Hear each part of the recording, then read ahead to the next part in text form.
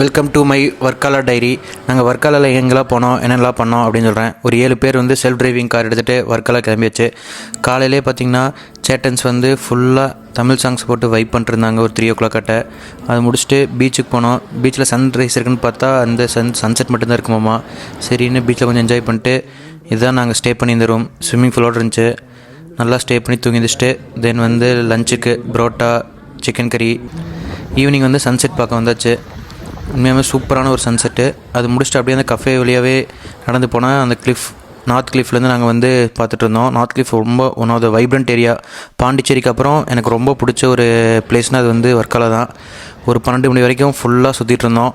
இப்போ பாருங்கள், என் ஃப்ரெண்ட்ஸில் ஒரு டயர்டாக இருப்பாங்கன்னு எல்லாருமே போயிட்டாங்க. நாங்கள் மட்டும்தான் ஒரு 12 மணி வரைக்கும் அப்படியே ஜாலியாக சுற்றிட்டு தென் வந்து நைட் போய் ஸ்டே பண்ணியாச்சு.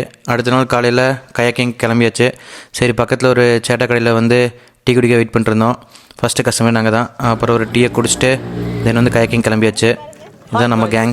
ஃபுல்லாக கயாக்கிங் வந்து 2 பேராக பண்ணிருந்தோம். Worth right. இப்போ கயாக்கிங்கோட வியூவை மட்டும் பாருங்கள். இது ஃபுல்லாக அவ்வளோ சூப்பராக இருந்துச்சு. ஏதோ ஏஐலேருந்து எடுத்த வீடியோ மாதிரி இருக்குது. ஃபுல்லாக கயாக்கிங் பண்ணிட்டு தென் லஞ்ச் வந்து ஒரு கேவலமான லஞ்ச் சாப்பிட்டாச்சு.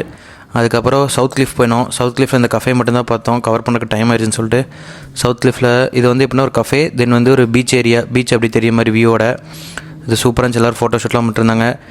கன்ஃபார்மாக வந்து Varkala one of the places to visit. நீங்கள் போய் பாருங்கள். வர்க்காலா என்ஜாய் பண்ண ஏர்லி மார்னிங்கும் ஈவினிங் என்ஜாய் பண்ணுங்கள். மற்ற டைம் நல்லா தூங்குங்க.